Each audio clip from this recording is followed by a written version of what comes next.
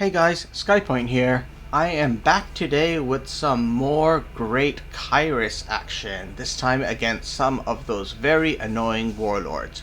We're going to see Kyriss fighting against Angron, a couple of Conrad Curses, and lastly against Kabandha. Alright, so this is the deck which I'll use for the first 3 matches. Let's go ahead and see how Kyriss handled Angron. So I knew this was bound to be a tough match. Angron's high attack and Kyriss' low health meant it would be challenging. Wasn't happy with my starting cards. I had nothing really to play in turn 1 or 2. Let's put them away. And okay, this is a bit better. It's always tricky trying to play a Plague Toad in turn 1 against someone like Angron, because if they actually go ahead and try to take the Toad out, it becomes a problem. But with Miasma of Rot applied to it, Angron is going to struggle to kill that Toad in turn 1. Watch that Toad, he's going to be very important in this match. So there we go, he's already now duplicating Toads. Not doing anything really here apart from attacking Angron with my ability. So still a 10-point health gap between us. Now expanding, well no, he drew a unit from that void. Okay. Alright, so we're down to a 9-point health gap between us. My Toads are spawning quite nicely. Let's throw down a Beast of Fire to worry him. I'm kind of hoping he will kill the Beast this turn, so I don't suffer the maintenance penalty on it. Yeah, good, he went for the Beast. Which is actually not a great move by him in my opinion. Maybe he was afraid I would somehow mutate it or something. But now I'm getting a good number of Toads being generated here. Let's put in play a Vanguard of Hell, because I'll be able to buff the Toads with those guys. Abandon Supplies to draw a card from him. Strike and Fade. Okay, so he's going for Toad removal over here. So he drew a card. And he went and attacked me. Alright, now this... Oh, and he's doing another... Yeah, it's another Toad removal. But that doesn't matter because I'm about to generate 2 more Toads to replace them. Alright, so I do technically have really low energy because of the maintenance cost. But now watch this. I use Kyriss' ability on one of the Bloodletters, and that buffs my entire line. I attack Angron with that Bloodletter, and it buffs my entire line again. I can then attack Angron with the second Bloodletter, and yes, it buffs my entire line. Them Toads are starting to look dangerous, and now I actually have a health lead over Angron and enough attack on the board to finish him off. And it's way too early for him to play his board clear card. Alright, so he played Armor of Mars over there. He has to attack, so he went for me because I'm the softest target on the board. But this is pretty much game over now. Watch. He has 18 health. First of all, I play Unrestricted Frenzy to buff all my demons. That gives my Bloodletter 1 more point of health, so I can use Kyriss' ability on the Bloodletter to buff my entire line, attack with the Bloodletter to buff my entire line, and I have way more than enough damage needed to kill Angron. And that Toad, which I said was important, lays down the final blow. That was a nice, quick, and very satisfying match against Angron over there. Next up was another satisfying win over a Conrad Curse. I actually drew a pretty good hand of cards to start with, so I was feeling good about this. Turn 1, Plague Toad. Turn 2, Path of Blood on the Plague Toad.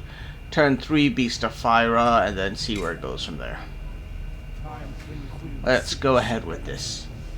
So he starts with Leticio, making us all draw some cards. I get a handy Demon Brute out of that. Let's go ahead and start the play getting... Oh, and this is good. I got a Slayer of Worlds early on. As things start dying, that Slayer of Worlds will get more and more usable. I just need to watch out because he does obviously have that hard removal card, Spectre of Vengeance, of Death, something like that, which is going to be able to destroy the Slayer of Worlds. It's a 7-cost card. Not an issue at the start yet. Let's drop the Fallen. Use a Plague Toad to hit Jubak over there, and then attack Jubak with my Warlord to create a Warp Rift. So now I am 11 points of health behind him. I start at 10 points of health behind, but I have a big board presence over here. He's trying to handle that. He did the right move and took out my Warp Rift. A couple more toads popping up over here.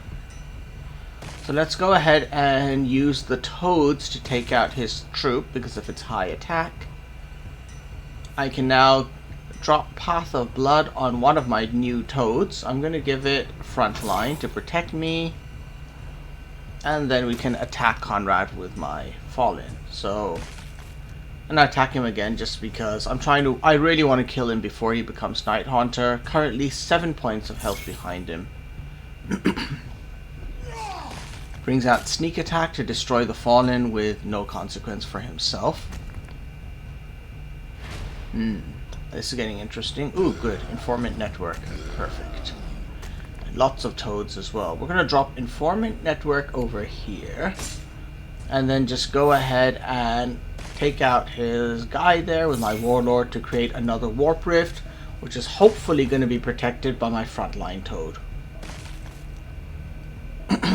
Let's see what happens next. Curse of Foresight. Draws a bunch of cards. One of those, I guess, was a tactic, so he took 1 point of damage, and there's a Curze. Meanwhile, it's bye-bye to my frontline toad, but the Slayer of Worlds is being discounted now, I think. Yep. That's nice. Cool. Alright, overcooking the toads, unfortunately. I don't have room for all the toads which could have appeared. Let's drop the Beast of Fyra to worry him a bit, and we're going to give the Beast the Path of Blood. That's going to boost its stats as well as lowering its maintenance cost. And I can continue throwing toads into Conrad. Now we are even on health. I've got 3 turns left to kill him, but I do have a really strong board presence. Well, killing him would have been easier with that beast, except he's now just he's now just stopped that beast from attacking at all. And when it can eventually attack, it'll die after 7 points. And he's healing himself up with this Curze. Alright, what do we have next going on here? Okay, alright. Oh, I have a fun idea here. Watch. So, attack with toads to clear up some room on the board.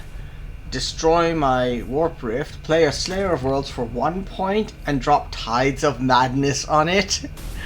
To create a second Slayer of Worlds. He can destroy only one of them. Ha ha ha. Alright, so now he thinks about his position and quits. There is no coming back from a double Slayer of Worlds. Here's another matchup against a Conrad Curse. This one is Handsome Conrad. Putting away the cards which I felt I didn't want. I probably should have kept Informant Network in case he played Recon Claw in turn 1. But I got rid of that. Oh well, it came back anyway. Alright, so I have the initiative, just using my ability to hit Conrad. Comes back to my turn, and now I'm just going to drop the Fallen on the board and attack Conrad again. I'm being aggressive because, as I mentioned in the last match, I ideally want to take him out before he turns into Night Haunter. Okay, he was going for the Fallen over there. Not much to do here. Let's make another copy of the Fallen and attack him. Attack him again. So now I am only 2 points of health behind him. He's taken 12 points of damage. I've taken 4. He's sort of doing the same thing as before, trying to make sure the Fallen do as little damage to him as possible before they die.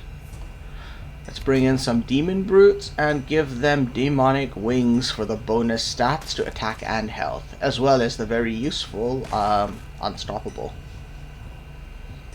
Alright, I have a 4-point health lead over him. Okay, he does bring in a frontline troop, which is mildly irritating. Let's go ahead and drop the Warmonger of Khorne to protect me against his troop, and I can just keep the attack going there. I have a 9-point health lead on this guy after 4 turns. 5 turns, actually. Just did the maths. Alrighty. And bye-bye to his frontline troop. 7 energy turn. Alright, so what are we going to do here? We are going to drop the Beast of Fire, then use Informant Network to reveal his Recon Claw and attack it with my Warlord to create a Warp Rift, and then go ahead and attack his Warlord with the Demon Brute. This is getting good. I feel reasonably confident I can win the match now. If he doesn't put a front line, honestly, I can just win with my Warlord. Oh, he just realized what was going down. He had nothing. So that was it. This is Conrad Curse was going down fast. A little bit of healing, but he knows that's not going to protect him against my Beast of Fire. And that was it. Conrad is down. Alright, so those matches were pretty neat and fun. I did end up going back and thinking about my deck, and I made some changes to it. In particular, I was not feeling that great about the Fallen. For what it does, I'm not convinced it's that great. It's a frontline unit, but it mostly gets played early in the game. As a frontliner, it has a little bit of health too low, and it's got decent attack, but it's a common card. I was wondering if there's something better I could put in my 3 energy slot.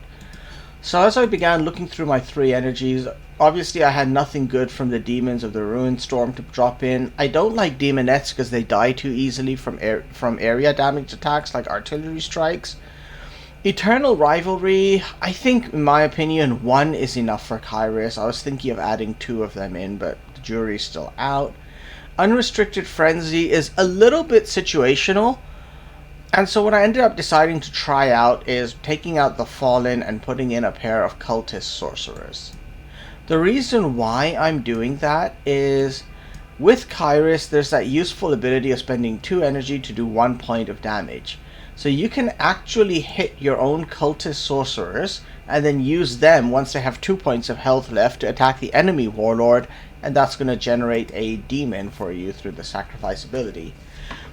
I'm testing this out. I'm still not certain how great it is, but we'll see this deck build now in action with 2 Cultist Sorcerers against Kabandha. Alright, there's Kabandha himself, and there's my Cultist Sorcerer looking good. Informant Network might be useful depending on what he plays, so I just went ahead with this. Okay, that's good for turn 1. Drop Unspoiled Land. And I think I'm going to hold off on the Plague Toad, because I don't want to just drop the Plague Toad to offer it up as an easy kill for him. I want to ideally make him choose between killing my Plague Toad or killing my Cultist Sorcerer. Alright, he went ahead and dropped a Plague Toad, but I can actually handle it this time. I don't want those plays getting out of control, so I play Informant Network and attack it with my Warlord, and that creates a Warp Rift, which hopefully he'll focus on taking down instead of hitting me. Perfect, worked out as I hoped, and he had nothing else to play. So now I'm going to drop the Cultist Sorcerer and the Plague Toad, and I'm hoping he can hit one of the 2 with his Warlord, but not me. Uh-oh, okay, so he's going to take them both out, because he'll hit the other one with the Warlord. Oh no, he had another one. That means he's taking them both out and hitting me. And currently, yeah, there I am, 10 points of health behind him again. Comes into my 5 energy turn. Let's just drop the Herald of Slaanesh. So that next turn, I can drop the Beast of Fire and give the Beast a mutation. Oh.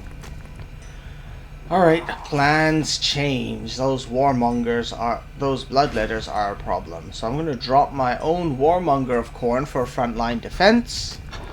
I can use my Slaanesh Demon to take out one of those guys and now wait. An artillery strike kills my Slaanesh Demon. He uses his Bloodletter presumably to kill my Warmonger. And then he attacks me again and extends his lead over me on health. Currently I'm 13 points behind him. I am now 14 points of health behind him.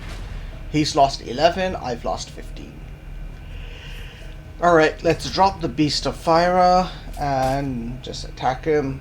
I'm hoping he focuses on taking down the beast, and that buys me time to bring in Ula. Oh, that was lucky. That was a pretty poor defense satellite strike by him. He still has 16 points health over me though, and I'm paying a ton of maintenance over here. Attack with the beast. That takes it to 18. The 8-point lead on health over me, so drop the Bloodletter and a Plague Toad. Again, I'm hoping he focuses on the Plague Toad, and that buys me a little bit of time. There's his own Bloodletter. Oh no, he's trying to go for the kill on me now. He smells blood. What do I get? What do I get? Oh. Okay, this just got interesting. Let's bring in Rhea the Seducer. That takes out his Warlord's attack. Get rid of all his demons who can attack this turn, meaning all one of them, and that creates a Warp Rift. Now it's a little bit of a risk for me, because if he has a +3 attack mutation, I lose. Nope, he got a +1 attack mutation, that was it. And Eternal Rivalry, but with my Rhea the Seducer on the board, his Eternal Rivalry does nothing. And he drops another Bloodletter.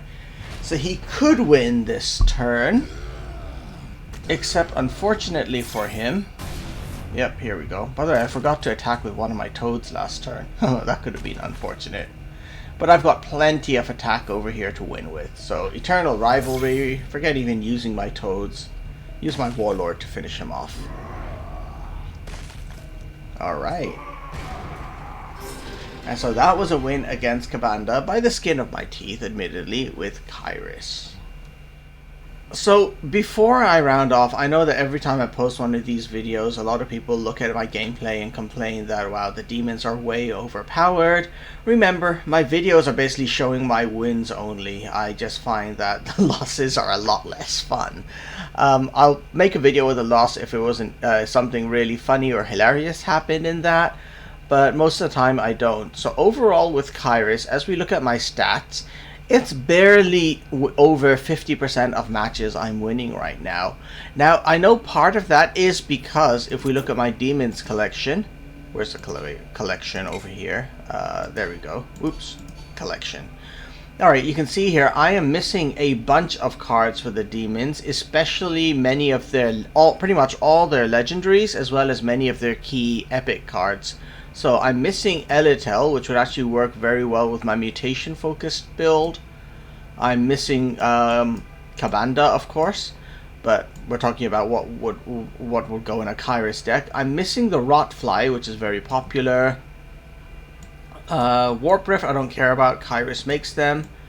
I'm missing Chaos Furies, which is a really good 3 energy card. When I eventually get it, it's going to replace Chaos Sorcerer or the Fallen.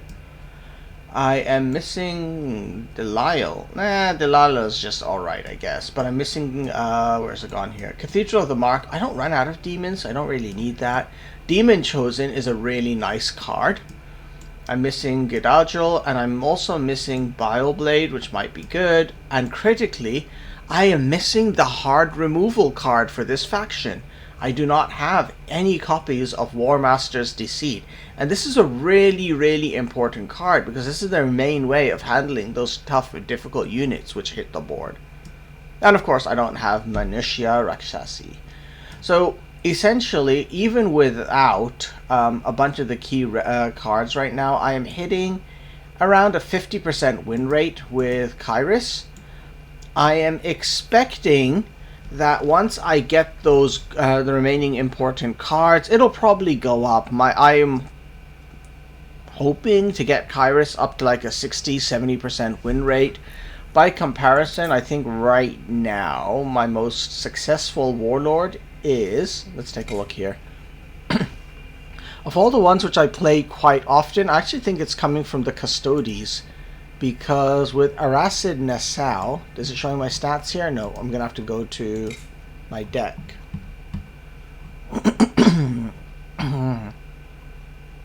Where's it gone over here? I know it's around. There we go. So with my Aracid Nassau deck, I've played 27 matches and I've won 20 of them, so I'm at like around a 70% win rate, I think. It's close to that with Nassau. And I'm hoping Kyriss can get close to that once I build him properly, but we'll see. Alright, anyhow, let's just go back to Kyriss quickly. There we go. So I hope you guys had fun watching this video. Let me know if you have any thoughts on what else you'd like to see, and I will see you in game. Alright, bye for now, guys.